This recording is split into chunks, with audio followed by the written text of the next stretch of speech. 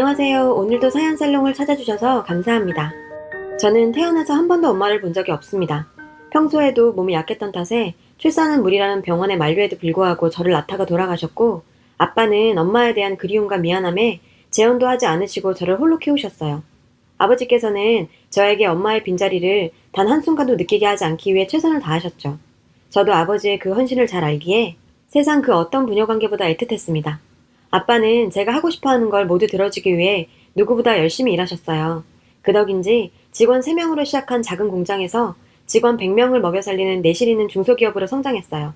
그 덕에 저는 부족함 없이 살 수 있었죠. 하지만 아빠는 늘 엄마의 부재에 대해서 미안해 하셨고, 딸이 하루라도 빨리 결혼해서 화목한 가정을 가지는 걸 바라셨어요. 제가 대학을 졸업하자 아빠는 일하면서 알게 된 좋은 청년이 있으니 한번 만나나 보라시며 소개해준 사람이 있었어요. 그 사람이 제 남편이 되었죠. 그렇게 아버지의 소개로 만나게 된 남편은 컴퓨터 수리업체 직원이었는데 아빠 회사의 컴퓨터를 점검해주면서 알게 되었고, 가진 건 없지만 워낙 성실한 사람이라 제가 평범하고 착한 사람과 결혼하기를 원했던 아빠가 속으로 저런 청년이라면 사윗감으로 좋겠다 싶어 점 찍어두셨다고 하더라고요. 남편에겐 제가 본인의 딸이란 걸 밝히지도 않고 소개하셔서 남편은 거래처 사장님이 참한 아가씨 있다고 한번 만나보지 않겠냐고 하셔서 나왔다고 하더라고요. 저도 굳이 아버지의 정체를 밝히지 않고 대화를 나눴는데 정말 바보 아니야? 라는 생각이 들 만큼 순박한 사람이었고, 왜 아버지가 이 사람을 저한테 소개시켜줬는지 알만한 부분이기도 했어요. 저 역시 언뜻 아버지의 모습이 보이는 남편에게 매력을 느꼈고, 아빠에게도 하루빨리 손주를 안겨드리고 싶었죠. 평생을 외롭게 지내시던 우리 아빠한테도 저라는 짐을 덜어드리고 싶었고요. 그래서 26살이라는 어린 나이에 결혼을 선택했습니다. 남편은 저와의 결혼을 약속하고 처음 우리 아빠와 만나는 자리에서 본인에게 저를 소개해준 사람이 장인 될 사람이란 걸 알게 되었어요. 남편은 제 손에 물 한 방울 안 묻히겠다는 80년대에도 안 먹힐 말을 하면서 결혼 승낙을 구했고, 아빠께서도 그런 구식적인 멘트에도 마냥 좋아하시며 승낙을 해주셨습니다. 딸 결혼식 누구보다 화려하게 치러주고 싶다고 하셔서 호텔에서 결혼식을 하게 됐고, 회사 직원들도 초대하셨죠. 많은 사람들 앞에서 축복받으며 결혼식도 잘 치렀어요. 저는 그 큰 집에 아빠 혼자 살게 할 수가 없어서 남편에게 당분간은 우리 집에서 지내는 게 어떠냐며 제안했고, 남편도 흔쾌히 받아줘서 아빠를 모시고 살게 되었어요. 아빠는 신혼인데 늙은이가 방해되는 거 아니냐며 아파트 구해줄 테니 분가하라고 하셨지만, 남편과 저는 이미 얘기가 끝이 나 있었고, 아버님 여자친구 생길 때까지만이라도 모시겠다고 남편이 적극적으로 나서줬어요. 그러니 빨리 여자친구 만들려며 제가 억지도 좀 부렸죠. 사실 아빠에게 행복한 가정을 만들어드리고 싶었던 것이 가장 큰 이유였어요. 결혼 후에 남편은 아빠 회사로 들어갔어요. 아빠는 일 잘 배워서 나중에 회사를 저와 남편이 같이 운영해야 하지 않겠냐며 제안해 주셨고, 남편은 원래 다니던 직장보다 높은 직급에 연봉도 대폭 상승한 조건으로 회사에서 일하게 되었어요. 정말 집에 한 사람이 더 들어온 것 뿐인데 제대로 된 가정이 구성된 것 같았고, 행복한 나날들을 보내고 있던 중에 저희 가족에게도 축복이 있었습니다. 결혼한 지 6개월 만에 저는 임신을 하게 되었고, 이 소식을 전해들은 아빠는 정말 눈물을 뚝뚝 흘리시며 기뻐하셨죠. 제 임신 사실에 회사 전체에 제 임신턱이라며 회식비를 돌리시며 모두와 기쁨을 나누셨습니다. 아빠와 남편은 저를 무슨 갓난 아기 다루듯 보살폈고, 두 남자의 든든한 보살핌 속에 무사히 건강한 아들을 낳았어요. 아빠께서는 첫 손주를 품에 안는 순간 정말 아이처럼 우셨어요. 아이고, 지수 엄마, 나 이제 죽어서 당신 만나러 가도 여한이 없어. 우리 지수가 이렇게 커서 아이까지 낳고. 아빠의 오열에 저와 남편도 덩달아 온통 눈물바다가 되었었네요. 아빠가 그렇게 좋아하는 모습을 보니 정말 제가 살면서 한 가장 큰 효도가 아빠께 손주 안겨드린 게 아닌가 싶었어요. 평소에 워커홀릭이던 아빠도 퇴근 시간이 땡 하면 남편과 같이 집에 들어와서는 손주 보는 재미에 푹 빠지셔서 생전 처음 하는 행동도 하셨어요. 아이고, 회사 가기 싫다. 회사 땡땡이나 칠까? 박서방 자네도 나랑 같이 땡땡이나 치고 우리 우진이랑 놀까? 아이를 낳고 2년간은 우리 가족 정말 행복한 나날들을 보내고 있었습니다. 하지만 하늘도 참, 우리의 행복을 질투했던 건지 여느 날처럼 남편과 아빠를 출근시켜놓고 집에서 아이를 보고 있었어요. 회사에서 전화가 걸려왔습니다. 지수씨, 저 김비서인데요. 지금 빨리 오셔야 될 것 같습니다. 사장님이 쓰러졌습니다. 일단 병원으로 가는 중이라 자세히는 모르겠지만 위독한 것 같습니다.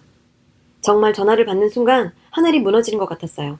서둘러 아이를 데리고 응급실로 갔죠. 거기에는 남편과 김비서님이 기다리고 계셨어요. 제가 도착하자 남편은 아빠가 아침 회의를 끝내시고 나오는 길에 갑자기 쓰러지셔서 못 일어나셨다고, 남편도 놀라서 손까지 벌벌 떨고 있었어요.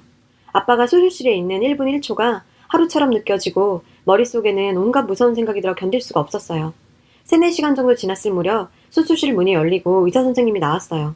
워낙 긴급해서 수술을 진행했고 뇌출혈 부위는 일단 수술을 잘 했는데 출혈 부위가 워낙 커서 상황을 지켜봐야 할 것 같다고 설명하더라고요. 아빠는 뇌출혈 상태로 뇌의 일부가 이미 손상돼 버려서 깨어나더라도 정상적인 생활은 불가능하다는 소리를 듣고 나니 정말 억장이 무너지는 듯 했어요. 그렇게 아빠의 투병 생활은 시작되고 회사는 일단 전문 CEO 체제로 전환되어 운영되게 되었어요. 아빠는 저에게 평생 사랑을 주셨는데 아빠의 병간호를 남에게만 맡길 수 없어서 전문 간병인과 번갈아가며 아빠를 보살폈습니다. 정말 저에게 태산 같게만 느껴지던 아빠가 저렇게 인공호흡기에 의존해서 누워있는 모습을 보는 건 정말 힘들었어요. 제가 아빠의 상태를 들으러 의사 선생님께 다녀오는 사이에 아빠의 입원 소식을 들은 시어머니와 신우가 병문안을 와 있더라고요. 그때 저는 우연히 그들이 이야기하는 걸 듣게 됐죠. 사돈 뇌출혈로 깨어나실 확률이 거의 없다고 하던데 그럼 우리 아들이 사장님 되는 건가? 엄마, 당연하지. 언니는 회사 일에 별 관심 없어 보이던데 오빠가 회사 대표 해야지. 사돈께서도 그러라고 회사에서 일 배우러 가신 거 아니야? 우리 준태가 그 집에 들어가서 고생을 얼마나 했는데 당연하지. 어차피 외동딸이잖니. 회사 운영은 남자가 해야지. 언니가 상속받을 재산이 어마어마할 거야. 엄마 그거 알아? 저쪽 사거리에 있는 10층짜리 건물도 사돈 거래. 그것도 다 우리 준태 거 되는 거 아니겠니? 이제 우리 집도 팔자가 피는구나. 사돈이 뇌출혈로 쓰러져서 사경을 헤매는데 병문안이라고 온 시댁 인간들이 저렇게 떠들어대는 헛소리에 참을 수가 없었습니다. 어머님, 도대체 제정신이세요? 지금 사경을 헤매는 사람 병문안 와서 그게 할 소리예요? 도대체 왜 아직 돌아가시지도 않은 우리 아버지 이야기를 그렇게 마음대로 하세요? 언니, 엄마 말은 그게 아니라 아가씨는 입 다무세요. 그 10층짜리 건물이 왜요? 그거 누가 준대요?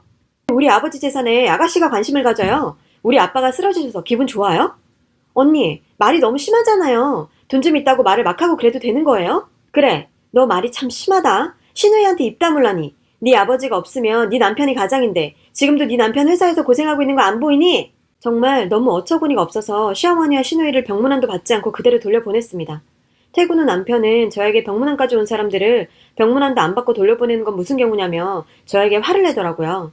저는 오늘 오전에 있었던 일을 남편에게 알려줬죠. 동생과 어머니가 나쁜 의도로 그러진 않았을 거라며 자기가 잘 말할 테니 걱정 말라고 했어요. 그러면서 저를 달랬고 저도 아빠 일만으로도 머리가 너무 복잡했기에 더 이상 이 일로 싸울 만한 기력도 안 남았었어요. 그저 아빠가 제발 한 번이라도 눈을 뜨시길 기다렸습니다. 하지만 하늘은 저에게 가혹했어요. 6개월간 아빠 옆에서 간호하며 깨어나시기만을 빌었지만 아빠는 뭐가 그리 급했는지 엄마 곁으로 가셨습니다. 장례식 마지막 날 김 비서님이 찾아오셔서 아빠가 생전에 써놓으셨던 유언장을 보여주셨어요. 아빠의 재산은 모두 제 앞으로 남긴다는 내용과 함께 회사는 제가 원한다면 제가 운영하고 그게 아니라면 전문 CEO에게 맡기라고. 절대 사위가 회사 운영하게 해서는 안 된다고 남겼더라고요. 그리고 김 비서님은 조심스럽게 제가 6개월간 아빠 병간호하는 동안 있었던 일을 알려주셨어요. 아빠가 쓰러지고 회사에선 호랑이 없는 굴에서 여우가 대장질한다고 남편은 아빠의 사위라는 허울 아래서 마치 자신이 사장이 된 양 굴었고 저놈 저럴 줄 알았다는 사람들도 많았답니다. 그래도 다른 직원들이나 간부들도 진짜 회사를 물려받을지도 모르는 남편의 위세에 눌려 아무 말도 못하고 있다고 하더라고요. 회사에서 아버지 사위로 대접받으면서 이제까지와는 다른 대접을 받으며 지내다 보니 사람이 변했다는 걸 아빠는 이미 알고 계셨던 것 같습니다. 그래서 그런 유언을 남기셨던 것 같아요. 아버지 장례가 끝난 후 정신없는 시간들을 보내고 있던 중 시어머니 생신날에 오랜만에 시댁에 방문하게 되었어요. 아빠가 돌아가신 후 남편과도 약간은 서먹해진 상태였기도 했고 병원에서 들은 시댁 식구 이야기들과 겹쳐서 아빠의 유언이 머릿속에 계속 맴돌았거든요. 남편은 이미 시댁에 와 있었고 들어가는 순간 뭔가 이상하더라고요. 시댁 집 앞에서 어디서 많이 보던 차가 서 있었는데 그건 분명 아빠 차였습니다. 아빠 차가 시댁 앞에 세워져 있는 걸 보니 의문을 가질 수밖에 없었죠. 그리고 듣게 된 시댁 식구들의 대화는 정말 저것들이 인간인가 싶을 정도로 악랄했습니다. 이야, 이제 그 회사 우리 아들이 맡는 거야? 사장님 아들 둔 덕에 벤치도 다 타보고 정말 호강한다 호강해. 준태야, 네 처한테 말 잘해서 그 건물에 내 가게도 하나 좀 내주면 어떠니? 엄마, 그런 것까지 마누라한테 물어보고 해야 돼? 내가 가장인데? 걱정 마. 하고 싶은 가게 있으면 말만 해. 내가 알아보고 차려줄게. 건물주가 이런 게 좋은 거 아니겠어? 오빠, 저번에 말한 것도 잊지 마. 나 카페 차려준다는 거. 그 시댁 가족들의 대화는 우리 아빠 재산이 마치 자기들 재산인 양 굴면서 지들끼리 이거 해준다 저거 해준다 김칫국 드링킹을 하고 있더라고요. 아버지 병문안 와서도 그러더니 이 쓰레기 같은 족속들을 더 이상 두고 볼 수만은 없었습니다. 지금 다들 무슨 소리를 하고 있는 거예요? 왜 우리 아빠 건물에 니들이 장사를 하니 많이 떠드는 거냐고. 당신이 뭔데 우리 아빠 건물을 이러쿵저러쿵 말하는 건데 그리고 저 밖에 우리 아빠 차가 왜 서 있는 건데? 당신 뭐 하는 짓이야? 갑자기 이렇게 들어와서 좋은 날 왜 큰 소리야? 지금 겨우 그런 걸로 시어머니 생신날 와서 이렇게 큰 소리 지르는 거야? 남편 가족한테 좀 베푸는 게 그렇게 싫어? 돈 많은 사람들 욕심 많다더니 딱 이 꼴 보고 하는 말이네. 어차피 탈 사람도 없는 차 좀 타면 어떻다고 이렇게 난리냐? 탈 사람도 없는 차? 진짜 빌어먹을 놈이네. 지금 그걸 말이라고 하는 거야? 아, 이제 알겠네. 아빠가 왜 당신 회사 운영에 참여시키지 말라고 한 건지. 이제 우린 끝이야. 이혼해. 정말 제가 알던 그 순박한 사람이 맞나 싶을 정도로 뻔뻔하게 짝이 없는 사람이었습니다. 더 이상 이렇게 변해버린 남편과 우리 아빠가 돌아가셨는데 기회 노린 듯 돈만 보고 득달같이 잘려드는 이런 인간들을 더는 보고 살 수 없다는 생각에 저는 그 자리에서 이혼을 통보했습니다.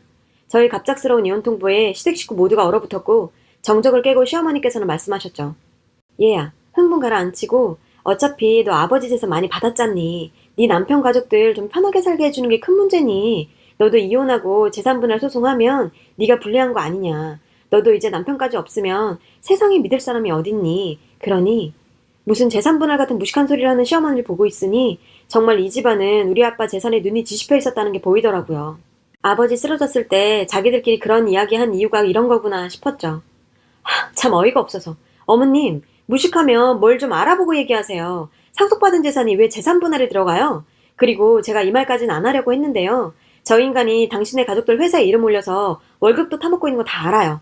당신 아들하고 재산분할 소송 붙을 일 없으니 쓰잘데기 없는 걱정하지 말고 당신 아들 깜빵 가면 면회나 잘 가요. 그리고 거기 아가씨, 남자친구까지 우리 회사에서 돈 받고 있던데 그것도 조사 들어갈 거니 각오하세요.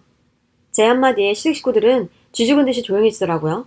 그제서야 그 인간 가족들은 정신이 들었는지 자기네들이 정신이 나갔었다며 저한테 갑자기 울고 불며 용서를 빌더라고요. 돈이 그렇게 무서운 건지 정말 싹싹 빌었어요. 참 씁쓸했습니다. 30분 전까지 우리 아버지 재산을 가지고 왈가왈부하던 인간들의 거지 같은 모습에 역겹기까지 해서 더 이상 그곳에 있을 수 없었어요. 회사 차원에서 남편에 대한 감사가 들어갔는데 아버지가 쓰러지기 전부터 자기 가족들을 불법 취업시켜 돈을 받아간 것도 모자라 시간이 지나면서 점점 간이 커졌는지 나중엔 회사 돈까지도 손을 댔더라고요. 회사 돈을 정말 꼼꼼하게도 해먹었더라고요. 감사가 끝난 후 김 비서님께서는 모든 결정권을 저에게 일임해 주셨어요. 그 인간과 시댁 식구들의 악마 같은 모습을 본 이상 저에게도 그들에게 남은 온정이랑 1도 없었고 다 법대로 처리했습니다. 그 인간은 회사 감사에서 하다 자기 엄마 탓을 했다고 하더라고요. 아휴, 그걸 지 엄마 탓하면 뭐가 달라집니까? 그저 순박할 수밖에 없던 자리에 있던 인간이 장인덕의 회사에서 주제에 맞지도 않게 대접받는 자리에 오르게 되니 탐욕적인 본성이 드러난 것 뿐이겠죠.